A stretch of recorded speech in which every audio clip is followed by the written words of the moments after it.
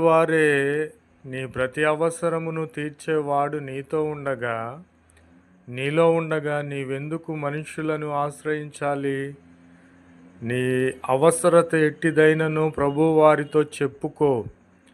అది ఏదైనను దేవునికి ఇష్టముగా ఉన్న యెడల కనుక సమస్తము తీర్చగలిగిన వాడు కనుక తీర్చలేనిది ఏదియూ లేదు కనుక ప్రభువైన క్రీస్తు వారి మీద నీ అవసరతలు అక్కరల భారమంతయు మోపవలెనని ప్రభు పేరట మిమ్ములను వేడుకొనుచున్నాను. కాబట్టి నీ అవసరత న్యాయపరమైనది.